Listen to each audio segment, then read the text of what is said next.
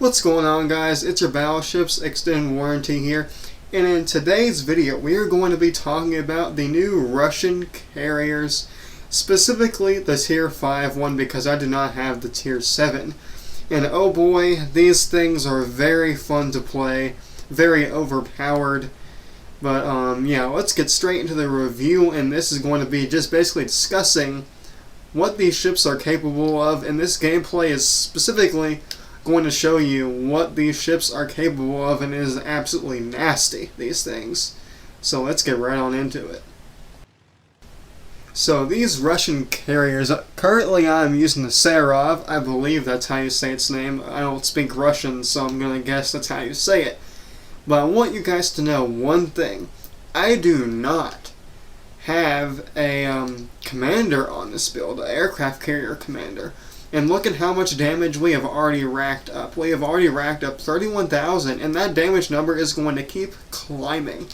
And just imagine if we would have had an aircraft carrier commander specifically on this carrier during this game, how much more damage we could have potentially gotten. Because these commanders will help you get even more damage, like with your HE bombs, your torpedoes. And we do not have that during this match. So just imagine what those damage totals would have ended up being if I would have had that commander set up. But the special trait about these aircraft carriers, there are two very unique special traits about these things. The first one, skip bombers. You just saw me use them. These planes can drop ordnance called skip bombs, and what these will do is they're basically bombs that will skip on the water, and if you hit their target, you might be able to set it on fire or just do some damage.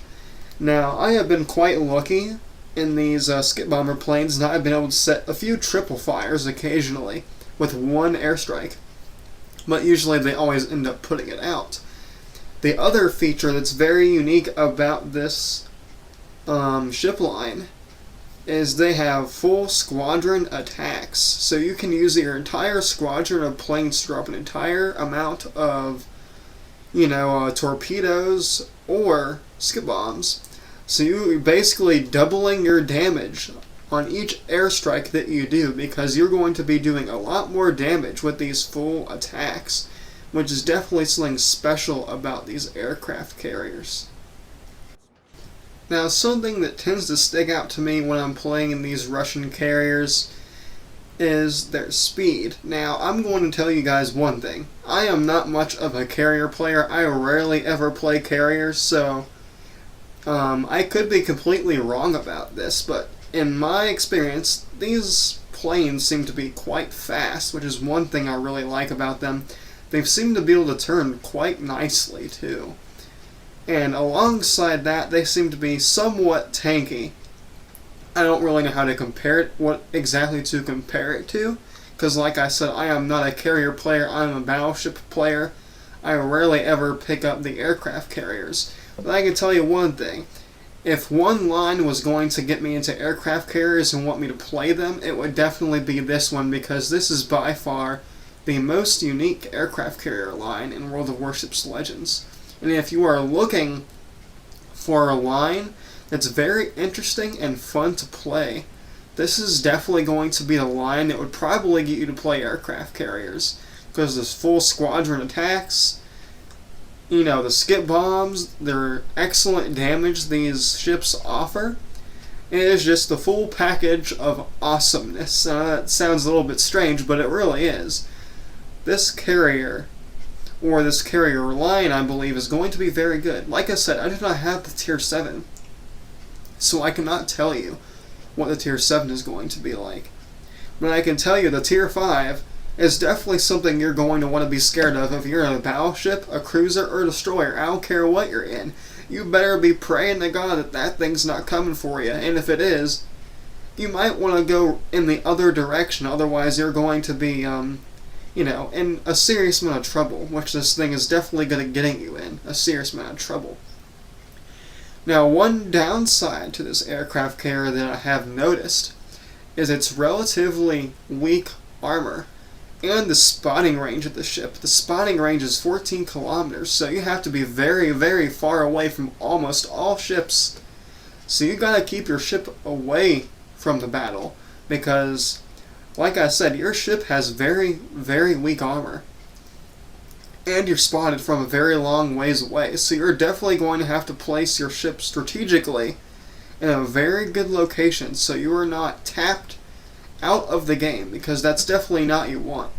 Because I can tell you one thing, I believe that this carrier line is definitely going to be the most valuable carrier line if you need to carry your team. Carriers are very good at spotting ships and stuff like that. And I've said this before, but carriers are not always about the damage. Your main job in a carrier is to spot ships and go after vital ships like destroyers and cruisers, or even battleships. Really, any ship that is threatening you in the game that is maybe can cause you to lose is definitely what you want to prioritize.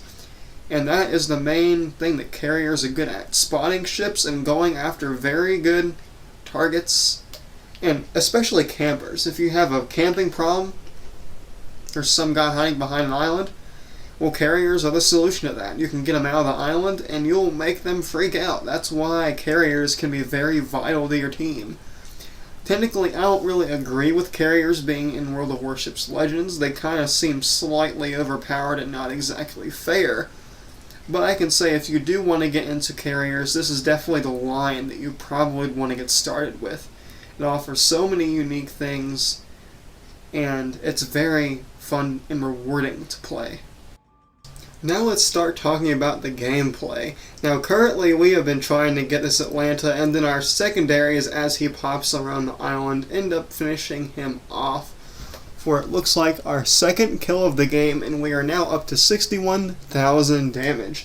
Let me see here how much we have. Looks like we have had 16 bomb hits and 5 torpedo hits. Now that is very small on my screen when I am recording this, so I'm not exactly sure if that's exactly what it says, but I believe that is what it says. And now our main goal is just to go after these 2 remaining ships or capture the base. Now we see that it is Leander that is left over, and he is going to be hiding in a smoke screen, but luckily for us we have the skip bombers, and if we have a general idea of where he is not going to survive because of these skip bombers. So unfortunately for him, he thinks he is safe, and let me tell you, he is not. You know, he's just sitting there chilling, shooting. But watch what happens to him. He's just going to be not really expecting this, and then we just, we tap him. He's gone. No more threat. And now our job is to go after this aircraft carrier and finish him off. Now for this last little bit of gameplay, I sped it up just a little bit for you guys so it wouldn't get too boring. Watch me just fly over to the carrier.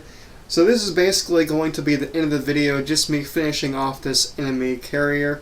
First we launch our torpedoes upon him, and as you can see he is not moving, but he is trying to use his enemy airplanes.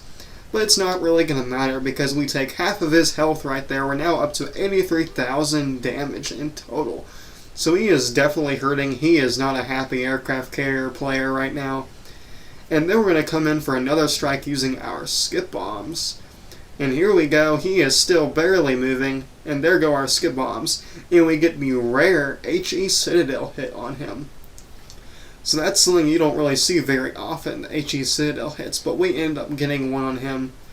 And we are going to end up with 107,000 damage in this game. Definitely a very good game for a command, like you don't even have a commander on this build, so it's definitely a very good game, especially for almost no upgrades except for the base ones. So yeah, I hope you guys enjoyed this video. If you did, make sure to leave a like and consider subscribing. And I'll see you guys later. Thanks for watching, and peace out.